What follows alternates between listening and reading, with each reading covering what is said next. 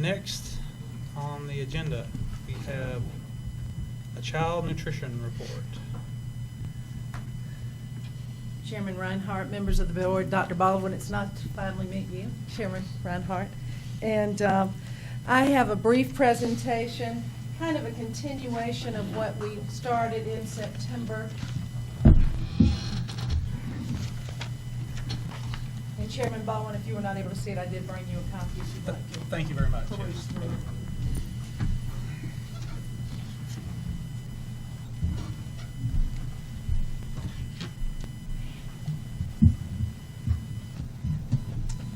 This is just a picture again of our Buncombe County symbol for child nutrition, which is feeding kids globally. Wanted to address factors affecting our revenue right now. This is kind of tying into the action agenda item that we'll address later. Universal breakfast, we have increased breakfast participation. The new meal pattern has decreased our lunch participation. Healthier supplemental sales items has also decreased our revenue. Meal type, great news, breakfast. The difference between 2012, 2013, 2014, we've seen an increase of 39,539 meals. And if you want to see the benefits of that, please take a trip to T.C. Robertson and watch the principal, Miss Amy Rooney, cheer her students on as they go through the breakfast line, and it's just a wonderful experience. So hope you can all do that sometimes. We have had a decrease in our lunch participation, 123,272. I attribute that to the healthier meals and teaching children how to eat whole wheat biscuits and more whole grains and more fruits and vegetables, a challenge that here, but one through nutrition education, we can overcome. And then our supplemental sales serving the healthier items, no Little Debbie's, the smaller portions, no Gatorades at 20.9 ounces. We are losing and are projected to lose for the year $203,000. Our school meal price comparisons again, elementary in 2012, 2013, 2014. Elementary, we had a 5-cent increase. Intermediate, middle, and high, we had a 10-cent increase. Quick question, that previous slide was that's the forecast for the year? Or is The that previous, that was the actual. Actual. The actual. This one actually addresses the forecast, and this is looking at 97 serving days if the meal prices were to be reduced, which would probably be in effect in January. With the current meal price, our forecasted revenue based on current trends and what we are feeding would be $1,179,000.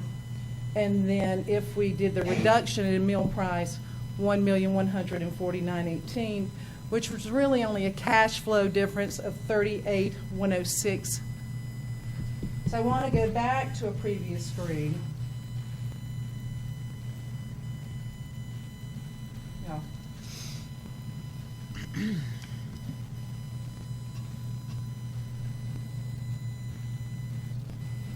And if you'll look at that 39,539 breakfast that we've served, that kind of breaks us even on that universal breakfast, because before we charged $1 per breakfast for each student, and by not charging a family for their breakfast and feeding the children universally, we've actually saved the parent $5 a week, the $1 they'd be paying per day.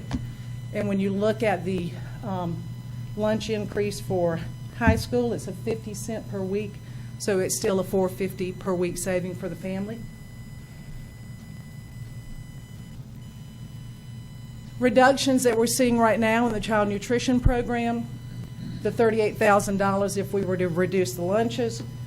The reimbursement that we receive from the federal government based on the lack of participation for lunch, $227,948. Our loss due to supplemental sales, $121,000. So January to June snapshot, again including the meal reduction, we are looking at the possibility of a $380,544 loss. Other revenue intangibles, because I don't have the data to give you actual figures, but things that do affect the program and are working against us right now. USDA entitlement dollars are being reduced based on participation, which could lead to a possible reduction in our workforce because we set our labor based on meals per labor hour and participation and our generated revenue. Continued loss in supplemental sales due to healthier choices in items, and then, of course, the federal government shutdown affected us because until they reopened, we were receiving no reimbursement dollars to operate. We were using our own funds, and we currently have a 3.3-month operating balance.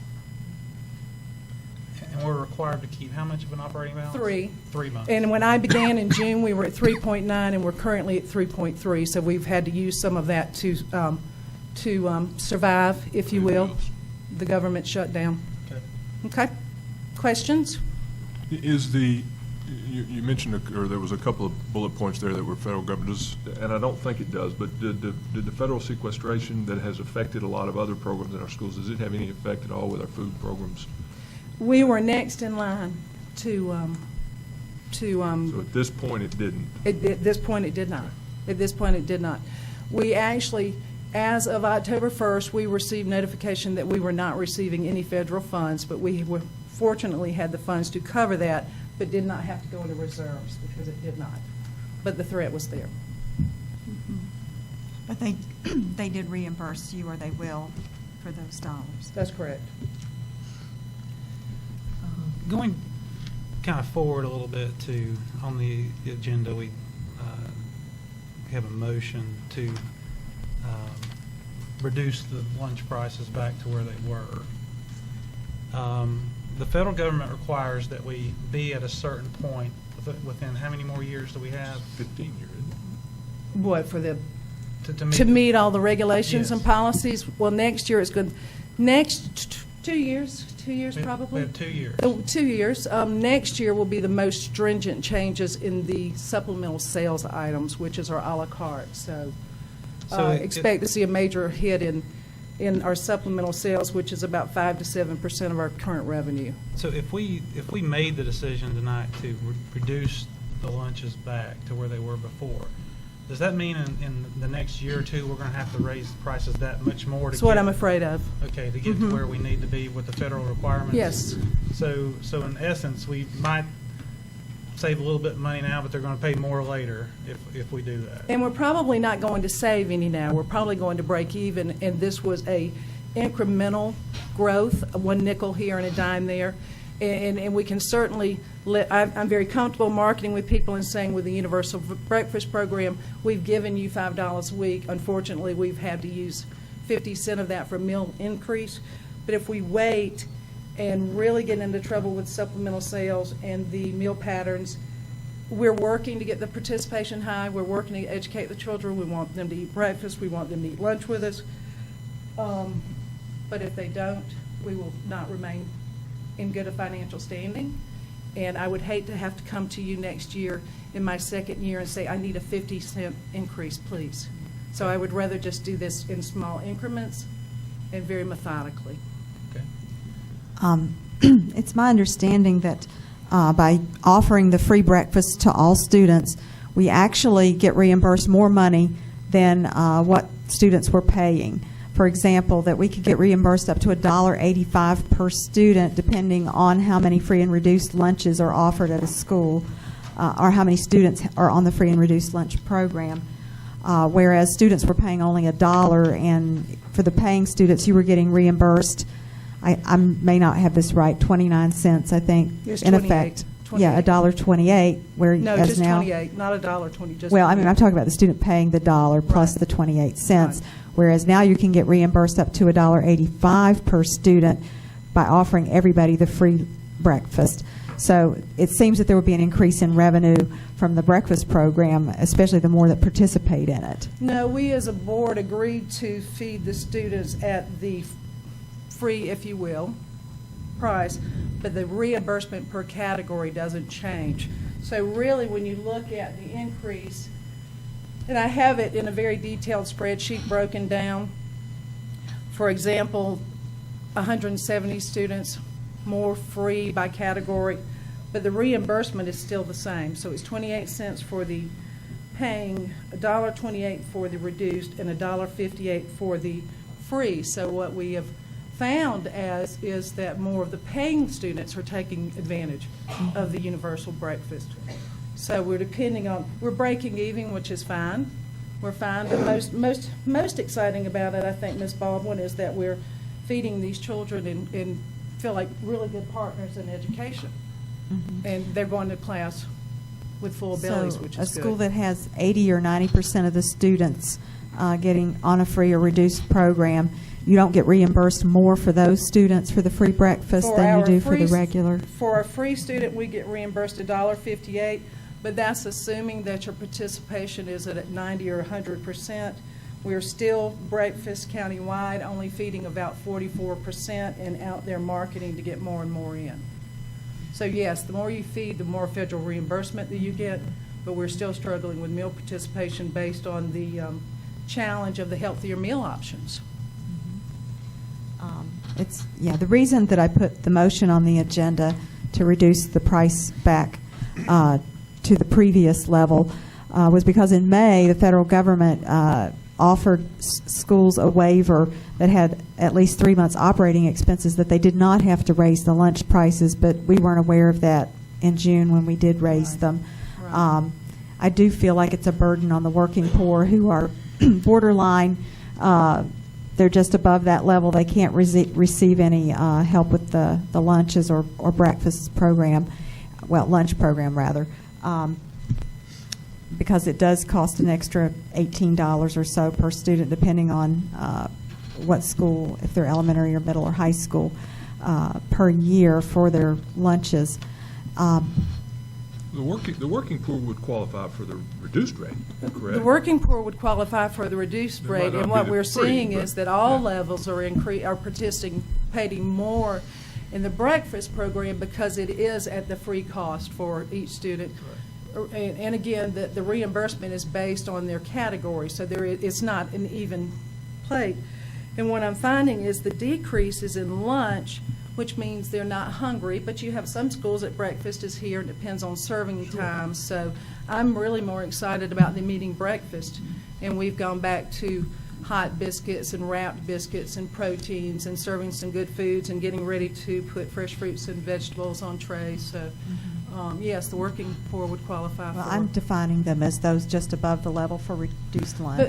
But please, and I empathize with them as well, but do remember with that universal, we actually gave them $5 2 years ago, which is a blessing, and I'm very pleased to announce that it's obvious that they're taking advantage of that. Okay, board, any other questions or comments? $5 per week, Per week by not paying for as breakfast. opposed to $18 per year. Yeah, I think another issue has been the Spindown Plan for the nutrition department, and I know a lot of this happened before you arrived here, and I want to applaud you for not taking the new furniture that was ordered, the $88,000, with some of that money. I just feel like it's just not right for us to charge parents so much when you build up so much money that you have excess and you can spend it to buy yourselves new furniture, and when it really wasn't needed, is my understanding. That's why I feel like we're doing a disservice to the public by increasing the lunch prices just so it can be spent extravagantly. I don't know if you've come up with a new spend-down plan. I know you were working on trying to see what was truly needed. I think some things may have been ordered for cafeterias that were not needed. I know one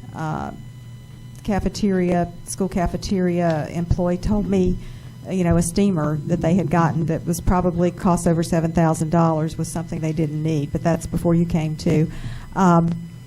Ms. Payne, maybe if you could take a second and explain the differences between those funds. Oh, sure. Well, so that everyone in the audience can understand that there's certain things that we have to spend certain monies on and we don't have a choice.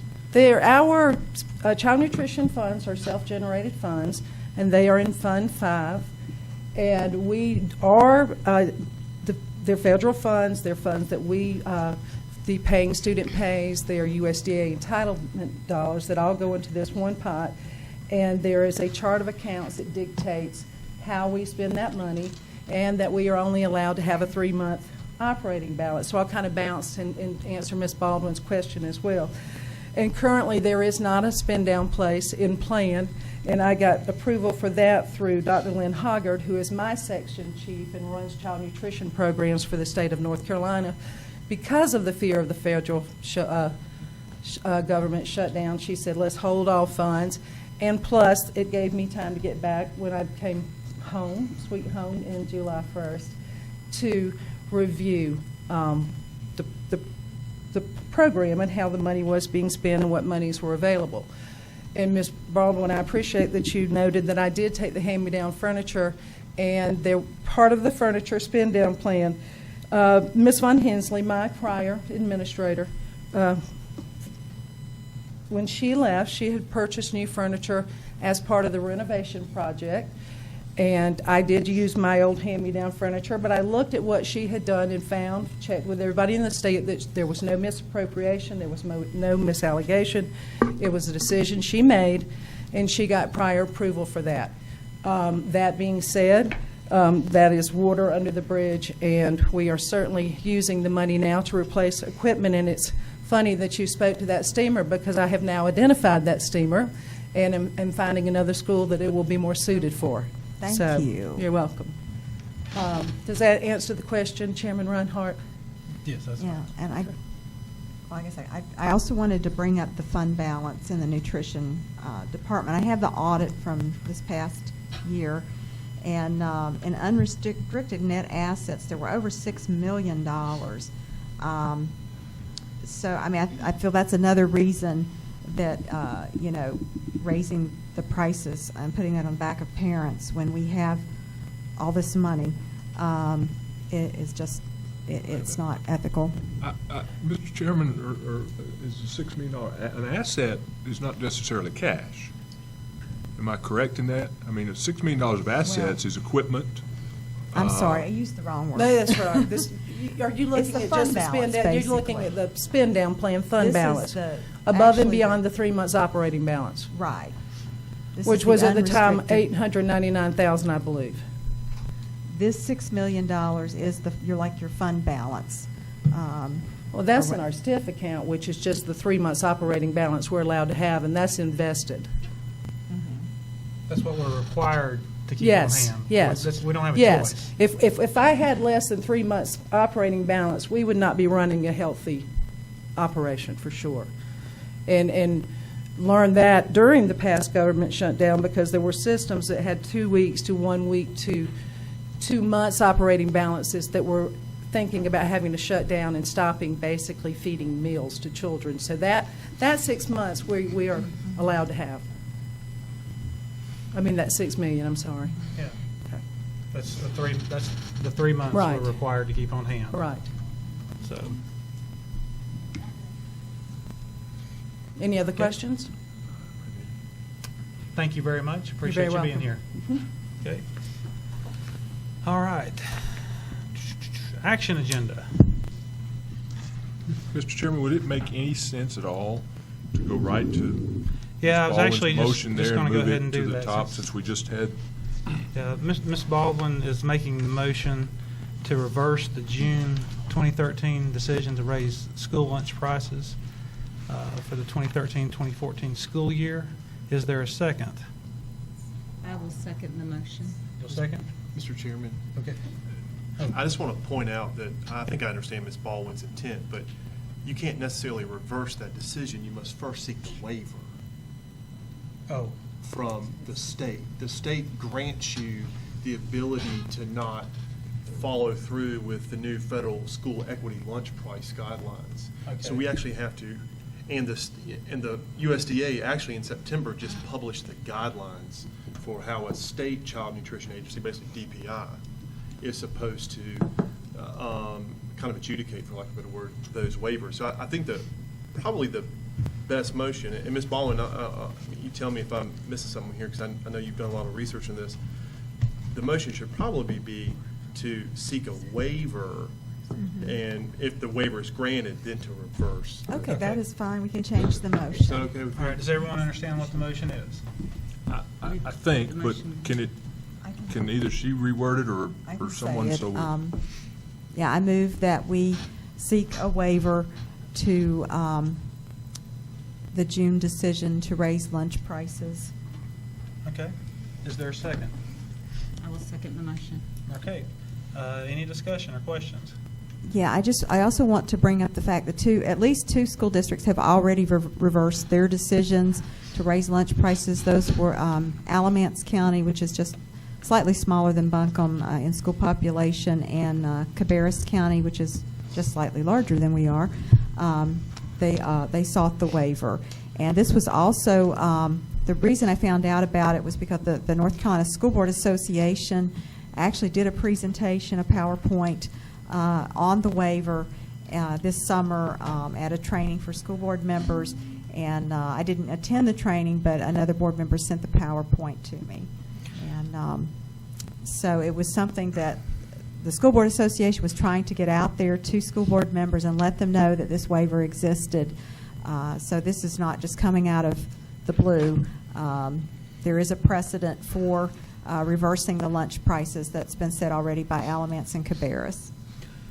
I will say that I think since we're in basically at the middle of the school year, I would personally vote against this at this time and look at revisiting it at the end of the school year, the first of next year, and maybe not raising prices next year, which we would be required to do also.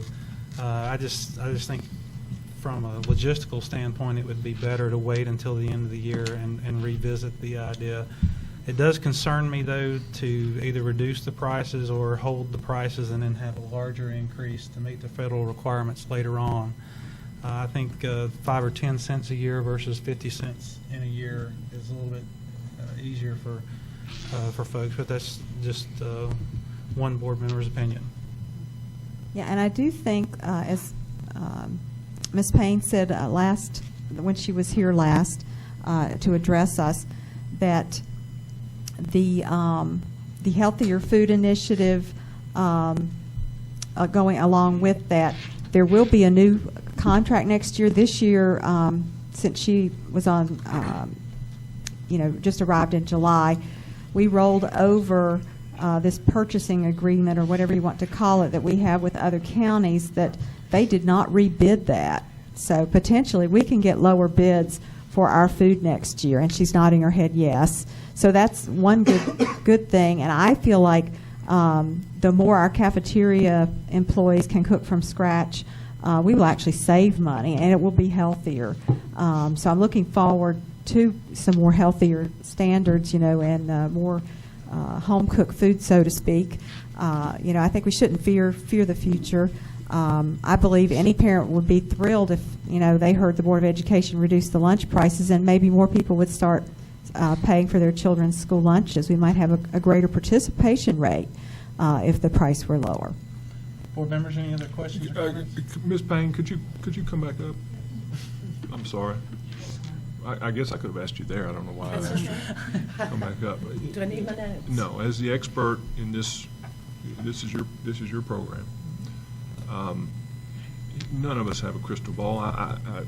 To say that next year we might get food cheaper, we also might get it in some areas more expensive.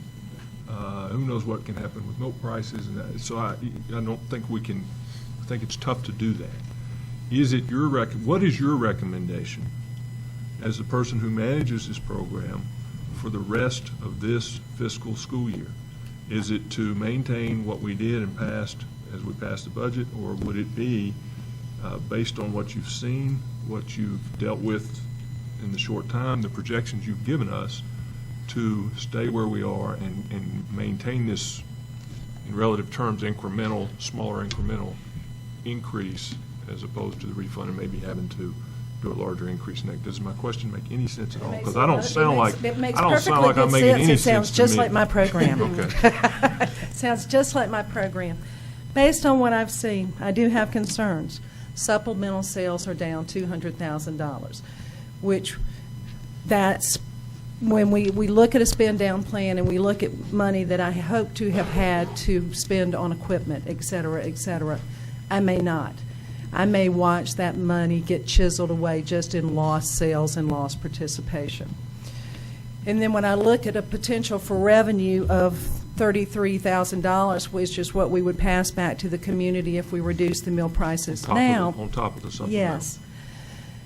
I don't think that's going to benefit the parent as nearly as much as me managing, being a good steward of public funds, building partnerships with Farm to School, learning speed scratch. I was at a food show yesterday. As far as the potential for food decreases based on the market. Sure. It's based on the consumer price index, obviously.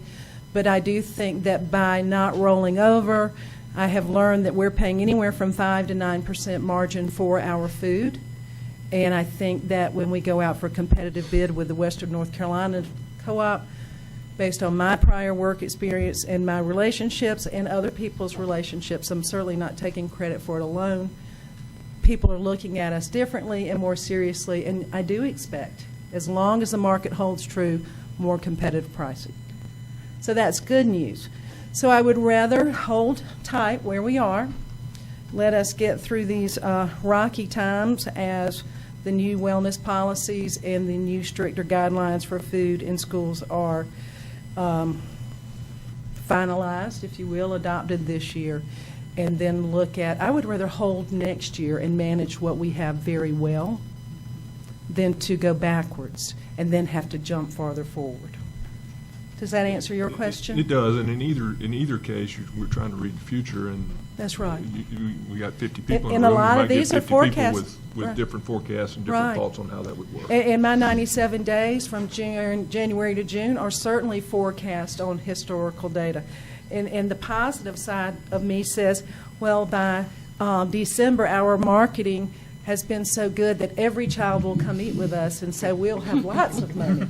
But in reality, we are at 66% right now. We were at 61 when I was in here in September. That's a 5% increase. That's very exciting for me because I expected 3%. So it's a crystal ball. Thank you. Okay? Thank you. All in favor of asking for the waiver, please signify by saying aye. Aye. All opposed? Aye. All right. Next on the action agenda is the adoption of the 2013-2014 budget. Do I have a motion to approve the budget? So moved. Is there a second? I'll second it, Mr. Chairman. All right, so we have a motion and a second. Mr. Warren, would you give us the good, the bad, and the ugly of the budget for this year? Yes, let me. I have 4 slides for you this evening. 2 of them you already have in your in the transmittal memo, but this one I just wanted to go over where we were last year at the initial budget and where we are this year in the initial budget. As you can see, a couple areas I want you to notice. Sorry, it didn't come up as large as I want to. 027 teacher assistants. If you notice, that was one of our larger cuts this year, and our initial allotment went from 9.2 to 7.5, a reduction of 1.6, which that's where we had to come up with ways to deal with that cut. Another one I want to show you is 054, which is limited English. And keep in mind, this is state budget last year compared to this year. And we were reduced to $158,000. And whenever you're talking about a budget that's a little over $1 million, that's a 10% cut there. So I just wanted to show you that. And I wanted to also point you to the classroom teachers on there. While it looks like it was decreased, keep in mind, in 12-13 we had the LEA adjustment or discretionary reserve. We had that for a couple years in the past. And how we dealt with that was to give back position allotments because it's a better use. We don't give back a dollar for dollar. I mean, it's a better use of our way of giving the LEA discretionary reduction back. So whenever you take that into account, the classroom teachers are pretty close to what we had last year. But the main story to take from that is the reduction in teacher assistants and ESL. This chart just shows, and it's even smaller, but again, this is in the transmittal memo. I just wanted to go over it a little bit. This shows last year, the final allotment, versus this year's where we stand right now. So this is where we ended last year after all the revisions and after all the budget adjustments were done, and then as of right now. 2 more slides I want to show you. This one is the operating funds by purpose. In the budget overview, I gave you the total budget by purpose. Whenever you take out child nutrition and the capital outlay funds, this is what you get. And you can see 79, almost 80% of our budget goes to instructional services, which is what you would expect. And then finally, I wanted to show the operating budget by object. Again, whenever you take out the child nutrition fund and the capital outlay fund, you're just talking about how we operate. 88% is salaries and benefits. So just keep that in mind. And I wanted to give you the percentages with the child nutrition and capital outlay in there and without. So with that. Any other questions? I have a question. Yep. Back to the slide, and you don't have to pull it up. Okay. But it showed where we ended up last year after Yes. all the adjustments Yeah. and everything were made versus what we have received for this year. How does the state per pupil allotment end up being? Is there a difference between this year and last year? I haven't been able to receive exactly what we have this year. It hasn't been, but the latest numbers that I have are from 2012. And for state, we were 100th overall in state per pupil. If that's Well, I mean, as far as dollar amount, do you have a rough idea? Are we going to go up or down per pupil allotment from the state? Is it going to be about the same? Do you have a rough idea yet? well. Again, going back to the LEA the discretionary reduction, basically what they did, they got rid of that, but instead they took cuts in specific allotments, and what they did was take an average. So, unfortunately, after all the dust settles, still, I think we're going to see we're going to see a decrease. Okay. According to what you sent us, I'm sorry, I think this will help. The overall reduction was 1.38%. Yeah. So if it's a smaller amount, we have the same number of students. Right. Per student has to. And fringe benefits go up. The retirement rate increased about 1.28%, and the health insurance went up as well. Well, I know that, first of all, I'd like to say thank you to the General Assembly. I understand there's some more flexibility built into our budget, so we were able to shift some funds around to kind of help where we felt it was important to put money. Mhm. And I appreciate having that flexibility. And I'd also like to just publicly say how much I appreciate the county commissioners. They have not only increased our funding from the county commissioners, but they've also given us a little bit more flexibility on some areas. And so I would just like to thank the county commissioners for that work. Where do we federal funding? It's down, right? Yes. We hit sequestration hit us hard, particularly in EC. We were having to we intentionally save back some Medicaid funds that we get through the EC department that they help generate to help us bridge the gap because we knew it was going to come. And again, with Title I, we tried to do the best we could and brace for it. We also lost the education jobs funding that was there temporarily to fill the hole, and we spent the last $2.7 million of that last year, and it expired September of 2012. So all those factors play into about a 30% decrease. We had estimated, I think, a little over $17 million was going to be our budget, or $17.8 million was going to be our budget this year, and it's around 18. So it's what we expected, and Federal budget. in federal, right? Yeah, federal. Okay.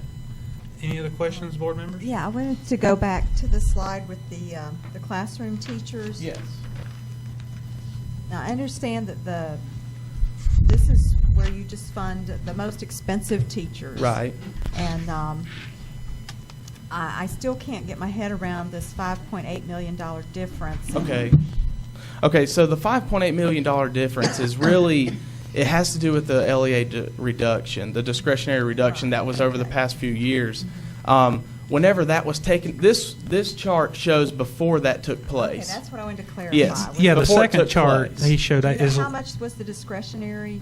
It was amount? over 6 million. Wow. Yeah. So we gave, So we should we- come out okay. right. Yeah. I mean, like I said, teachers came out about the same, but where we saw the other cuts were to teachers' assistants and the ESL. And here again, because of some of the flexibility the General Assembly gave us, we were able to use some of those funds to keep some of those assistants, Right. as well as the assistants from the county commissioners. And so, Dr. Baldwin, I think are we breaking even on our teachers' assistants this year with using some of our fund balance? And Well, again, a reduction was with 24 positions, and we also reduced in terms of months. And that state, I think, where we also had reductions, Rhonda, is especially in our special needs, exceptional children's area, we had significant reductions there in those teacher assistants, but that was federal. But you're absolutely right. The commissioners allowed us, Chairman Reinhardt, that flexibility that was originally placed in. We have to give our commissioners a budget by May 15th. Now that's challenging when you only have one of the four pieces from the state. At that time, the governor placed that 1% Right. salary increase, which I think he's revisiting now, and hopefully others will too. But that said, our commissioners allowed us to use the flexibility there, and that essentially salvaged a large number of those K-3 state Right. teacher assistants. Can I just ask one point? And, Yeah. and Chairman Reinhardt asked you about per pupil expenditure. Right. We talk a lot about the quality of the system in terms of just the efficiency with the funding. Did I hear you correct? You said we were out of 115 systems, the most recent 2012 was placed as 100. Did I hear that right? The 100 was state rank. State. Overall, we're 85th. Okay. I think that's important for the public to hear, especially after you heard the performance from regarding our state, compared to our state averages, the performance that you just heard about from the previous year with test performance. And 85th out of 115 school systems in terms of per pupil expenditure funding that's available for us. I think that's a very important point. And I think you're right about that. And I'm very concerned if we're ranked 100th as far as state funds go. What can we do? How can we get that change? I know there's a lot of the low wealth money goes to those Right. counties that don't have the tax base Right. that we have. So in essence, our county commissioners are supposed to be making up the difference. That's my understanding of how this works, because we do have the tax base, and I did a little research on our property taxes, which is where we receive most of our funding, and I found something disturbing. That only 43.5% of the education budget in Buncombe, which includes AB Tech and Asheville City Schools, is from the property tax. And I could not get the county manager to tell me where the rest of that money was going, the 56.5% of the property tax. And when I compared us to Guilford County, for example, they are spending 57% of their property tax. That's over 13% more on education. It seems to me our priorities are not necessarily, where they should be with the property tax. And now our property tax is going up. It's been increased. And I think as a board, we need to find out, exactly where this property tax is going and how more of it can come to our school system. I don't know if it's appropriate to ask your department to do some research and find out what other school districts are getting in property tax, but for us to be ranked 85th overall, it says that our county commissioners are not giving us enough money. well, I think if you go there's a website, NorthCarolinaTreasurer.com. You can actually see, and our county commissioners, I have all this information. I don't have it with me tonight, but I did a little bit of, playing with the numbers, and I think our county ranks 25th. 25th in the total amount of money or the per pupil pupil, spending yeah. that we receive from the county commissioners. Now, I think you may be right, Ms. Baldwin, that based on the information that I saw, the percentage of the budget may be a little bit lower than some of the other counties. But you have to realize, every county is a little bit different. We certainly can lobby our county commissioners for more funding. I think that's on us as a board to do that. But if you go to NorthCarolinaTreasurer.com, all that information is readily available to look at, and I would encourage everyone to take a look at it. Right, and what you're saying actually cements my argument, because if we rank 25th as far as what the commissioners are giving us, that reflects on the fact that some counties the commissioners don't have to give as much money because they're getting that low wealth. You have the majority of counties in North Carolina getting the low wealth money from the state because they don't have the tax base. Mm-hmm. So, well, that's a state formula. That's not anything to do with the county. Actually, let's say if there's only 10 counties maybe who aren't getting the low wealth money, then we should rank in the top 10 as far as our county commissioners' expenditures on education to make up for that fact that the state's not supplying it. Here again, I think that's our job as a board Right. And that's why I do have a problem with the budget, because But I think other counties are also giving their teachers some bonuses. Alamance decided to do this in the past. Charlotte-Mecklenburg, Wake County gave bonuses to teachers. We didn't even ask our county commissioners, I don't think. At one point, we thought the state was going to give a raise, and we were going to ask, and the county was asked to help give raises to those people who were not paid through state funds. But then that went away, so did that county money. So I feel like, as a board, we need to be more assertive in asking the commissioners to fund some of these things. It's not all up to the state. In fact, we rank, I believe it was 11th. I don't have it in front of me. Yeah, it's 11th in the country as far as how much funding our state legislature gives schools in North Carolina. So all of this points to me, to the county commissioners, and I want to know, where that property tax money is going if it's not going to the school system. Yeah, but I'll have to say this. That 11th ranking. I'm sure it's probably accurate. I have no political reason, data. But it's the way that most school districts are not funded by the state in the United States. Most school districts are funded by local money. So I think you have to be careful with that number and just throwing that out that the state is spending.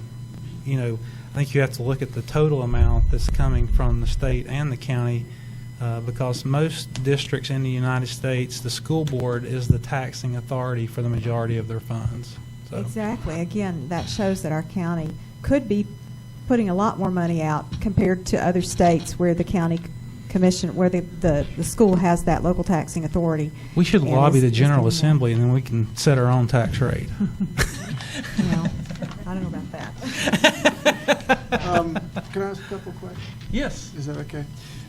Just to point out, this budget is balanced with using fund balance of roughly 4.3, and that will go away next year. In other words, using a fund balance is not a reoccurring way Right. of funding your Once business. you spend it, it's gone. So just be aware that next year is going to be tougher than this year because we don't have that type of money to put back in to balance the budget. And I just had one technical question I was trying to figure out. I understand the state allotment for teachers' assistants decreased to 1.6 million. Right. And that's why we had to cut hours and eliminated 24 positions. But then I look at the PRC 027 code, and it shows an actual, if you look this year compared with last year, it shows an increase of, I don't know my glasses, on like a 700,000. Okay. What How page could are that? you on? What page are you on? I'm sorry. 2-49. So how come that doesn't show the reduction when I can see it very clearly that the state reduced teacher assistants? Okay. Keep in mind, whenever we had the education jobs money. We had $2.7 million that expired September 2012. We used about 1.6 of that during September for teacher assistants. So had we not had that education jobs money there, it would have been paid out of the 027 you're talking about, and more local funds would have been needed in order to balance the budget. So September of 2013. 2012, the reason it's higher in 2013 is because we don't have that money like we did last year. So now those expenses have to go back. Yeah, Thank you. And so Yes. it would have been more like 12. 12.5, 12.6 compared to what we're at. Yeah. Okay, Thank you. okay. I also had a question on the chart that I should have asked it while it was up there. I'm sorry. There it is. Classroom material, which is 061 PRC code, down near the bottom there. Classroom material, it looks like it's going down by $111,000. Is there any county money that helps with that too? We do help, or in the past, we've used local money to help with supplies and materials. Particularly in the past few years, whenever the state has cut supplies and materials in the state budget, we've had to do that. Because I'm just very concerned. That's what every year, at the start of school, there's just so much publicity about the teachers not having what they need to teach. And, I mean, this is so fundamental to the, we absolutely have to have those materials. And to me, it should be the top priority, one of the top priorities. So since the state has decreased that amount, I need to know more specifics about how the county is filling the gap. Well, the county basically, we use the county money in order to supplement. We do it by an ADM basis. And typically, the ADM basis that we use, the state doesn't cover it all, so we have to we supplement it with the local funding. Does that make Do you have the sense? exact number? Do you know where to find it? Last year, I think I have a spreadsheet showing the past few years of how it went down. But let me look. It is in. Let me see. It's in here. It's in tab 2, page. While you're 20, looking, 66 and 67. Oh, I'm sorry. Go ahead. Say that again? Tab 2, page 66 and 67 shows the instructional supply last year compared to this year, the funding. The overall funding.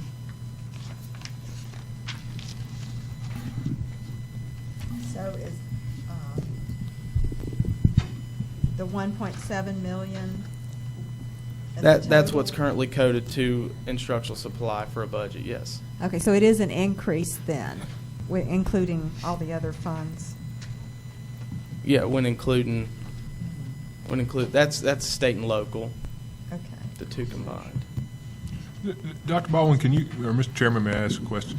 Yes, sir. Dr. Baldwin, could refresh my memory. I think I'm aware. We've dealt with multiple years of state budget cuts, reductions, reversions, all of the different things. And one of the things this system, I think to its credit, has done is established a priority of things that we weren't going to touch. And a lot of that impetus, and probably some of the people in the room, came from your principals and teachers that we wanted to protect that classroom teacher and those assistants as much as we could. And when we've had to deal with cuts from the state level, that we've done them in things like instructional supplies and other areas. Is that accurate? Is my memory good? I've slept since the last time we talked about it. But I think memory's very good. In fact, several of those principals are sitting back there, and I can recall 2008, 2009, when every principal in this system was brought up in this room, and we talked budget strategy. And every single principal in unison said classroom teachers will be protected. If something has to go in this budget, and this has stayed true, that's why your memory's good, this has stayed true throughout since 08, 09, all the way through the sequential years of budget challenges. we have said, hey, protect classroom teachers. If cuts have to be made, we make those cuts in areas outside of our human resources. That we try to put that emphasis. And we also have to remember that we do get some local support with instructional supplies, but we've also seen through these years the state themselves, the General Assembly cut state instructional supplies. Right. So, you know, I agree with Ms. Baldwin says we start this school year, teachers need supplies and equipment to teach. We understand that. Thank goodness we live in a community where we've said every year now, the last 5 years, they've come to the table and they've helped us with those. But if we hadn't taken certain cuts in those areas, we would have less teachers requesting the supplies. And the reason I ask the question, to me it's important, we're not sitting in Raleigh, and we're not sitting in the county commissioner chambers. And all budgets and all levels of government have had to deal with these types of things, from the federal to the states, from the states to the local, from the local to us. And I just think we have to be careful as a board and as a body about casting stones or casting aspersions about what somebody has or hasn't done for us, or hasn't been asked of other groups, because I just think it's short-sighted and it doesn't help us going forward. I agree we need more money.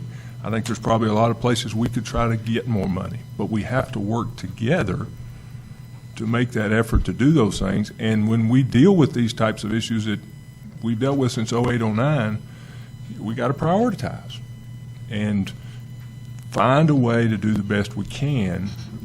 And the easy thing is if we were getting increases in all those line items every year, because then we'd be hunting for ways to spend it. But that's not happening. It may not happen in any of our tenure on the board of the folks that are sitting here. Again, the crystal ball, we just don't know. But I just think we've got to be careful as a collective body and as a board of how we go about doing those types of things, and understand that our county governments are dealing with the same issues. And until I have in front of me Buncombe County and Guilford or Alamance or Cabarrus or anybody else's county budgets to know what those counties are spending their money on, to even know if they're all spending their money on the same items, I don't know if 25% for us and 40% over here and 30% there it even means anything, because I don't know what else they're doing, and I don't know what we're doing as it compares to them. So I just think we need to step back with some of that and be careful of where we go moving forward with those types of things as it relates to our budget. Well, and I can sincerely say I think that our public, our stakeholders, since 08, 09 can look at this, look at our school system and how we've handled these budget challenges, and I think our entire team, this board, this administrative leadership out in this audience, our staff out in the schools and our community have done a remarkable job of handling, when you actually look at the seriousness of the cuts that have taken place since 2008-09. And again, we're able to stand in front of this public and give the type of results that we just gave you tonight. I think it's remarkable. And I'm going to echo Mr. Craig, what I think he initiated. And so once again, I'm going to play the part and the role of Paul Revere. I'm going to say it very loudly. Since 08-09, at the height of federal funding into this school system, I think it was as high, Roger, as high as 14%. And the numbers that I just calculated a couple of days ago put it at 7%. It will decrease next year because we will lose all of that Race to the Top funding will go. We will basically lose all of the supplemental support funding that kept this school system and school systems across this state afloat since 08-09. Now, I don't care who comes to the table. I don't care if it's the county. I don't care if it's the General Assembly. I don't care if it comes from Washington again. And I'll tell you, I don't care if it comes from the business community, because I spent the last 4 weeks with Ms. Cheek out there extending our request for their help. It doesn't make any difference where it comes from, but I'm going to tell everyone this loud and clear, that, again, we are facing a tremendous challenge when those federal funds come to an end next year. So we all have to continue to work together and look at every source out there in this community to maintain the level of financial resources that we're currently working under as, once again, the 85th out of 115 school systems in terms of federal, local, and state funding per pupil. Off my soapbox. I'm sorry to. All right. I have a question about the cost-saving measures that were taken. Can you give me a rundown on, how did administrators, every principal look at their school or every department, to try to come up with ways to save money? Were they asked to look for maybe a 5 or 10%, cut? Is this a process that we went through? Well, each year the departments always look and go line by line in their budgets, and some things we were able to decrease. We were able to negotiate some contracts lower, and there are several things we were able to do. It's just we get the pieces real late, but we try to do what we can within our means and within the budget that we are allowed to. Not discretion, but what the money that we're allowed to have a little bit of use on. The state pretty much tells us where we need to spend this. These type of things. So, of course, yeah, we definitely go line by line and try to see areas of improvement and efficiency. The other thing that's challenging to do that is the slide that showed that 87% of our dollars are on people. So it's hard when you look around and to reduce your costs when 87% are people. When insurance is going up, health insurance is going up, workers' compensation is going up, and Well, there's no additional funding to cover those things, and we still have to pay it. So, Yeah, I'm seeing other districts do things like merging their maintenance and facilities departments together. Cabarrus did this a few years ago. I'm seeing us adding some positions in the central office instead of looking for ways to do that, such as merging those departments. And you may only you're only duplicating maybe the director or assistant and an assistant director. I just see a real aversion here to look at those serious types of cost-saving measures. For example, what if Asheville City Schools and Buncombe County Schools shared the same technology department, for example? We already share the same transportation department, which is, I think, a very effective way, and you saw our efficiency rating for that.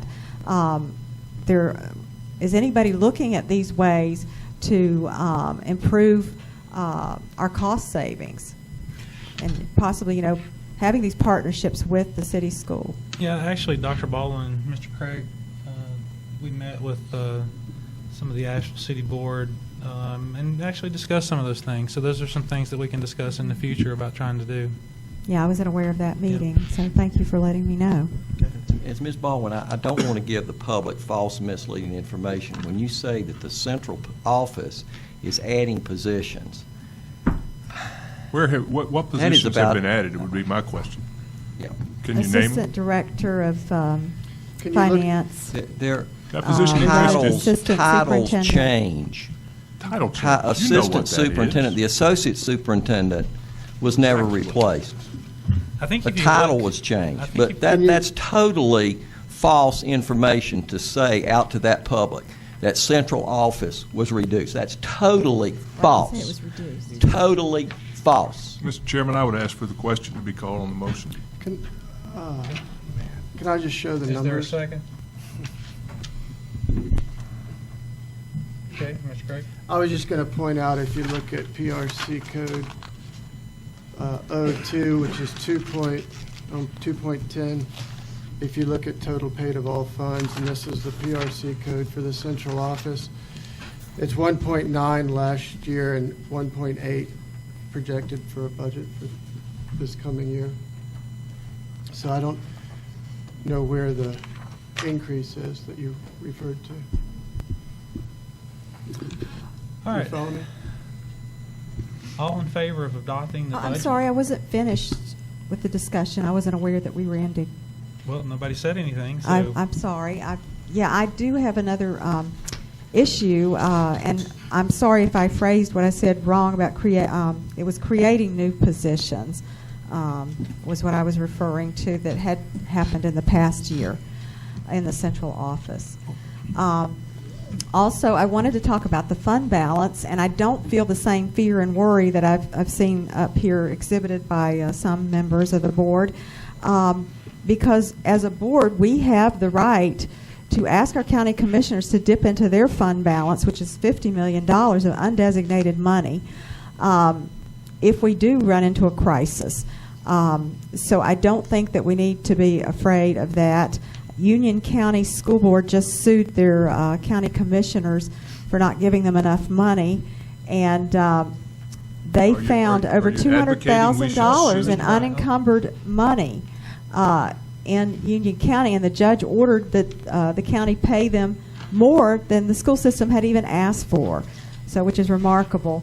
So I think, you know, the county, you know, sitting on that pot of gold there, $50 million, you know, while our teachers don't have classroom supplies, is just egregious. And I feel that I'm not sure why we're just sitting back here and letting the county commissioners pretend to give us all this money when in actuality they are not.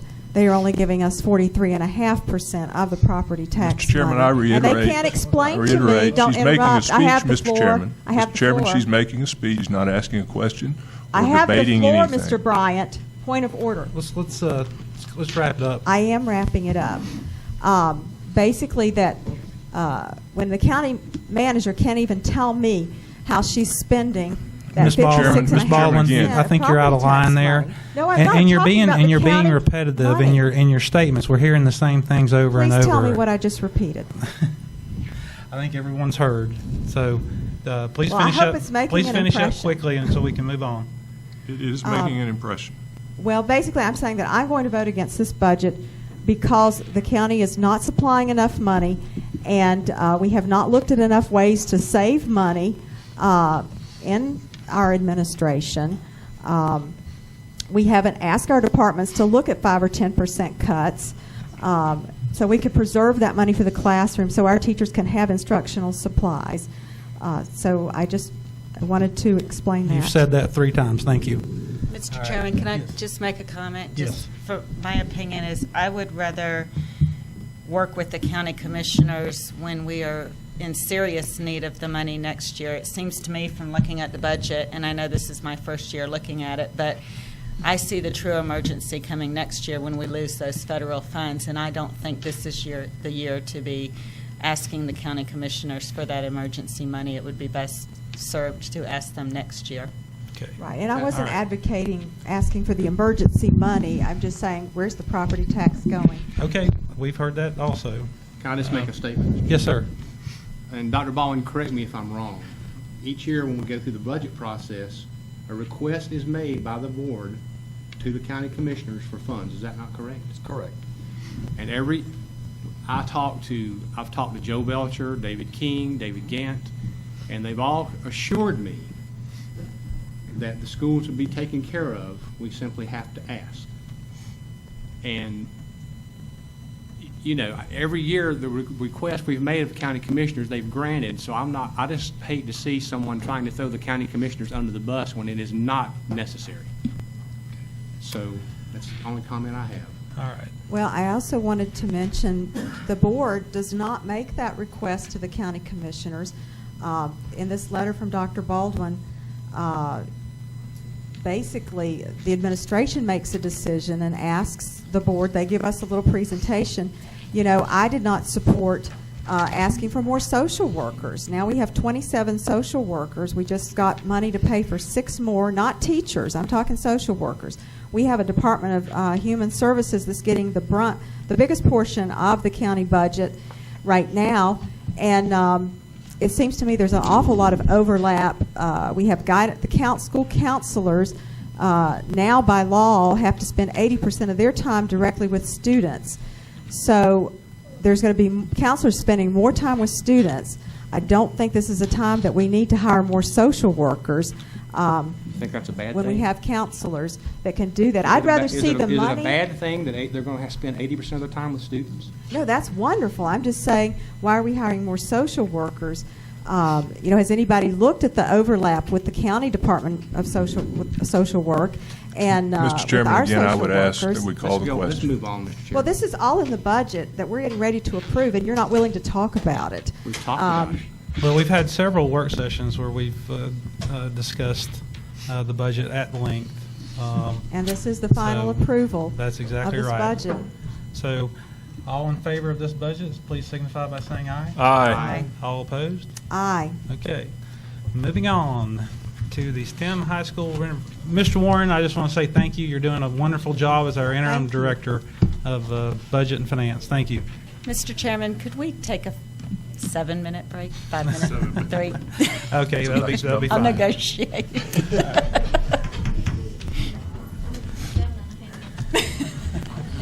I figured I'd ask for 7 and get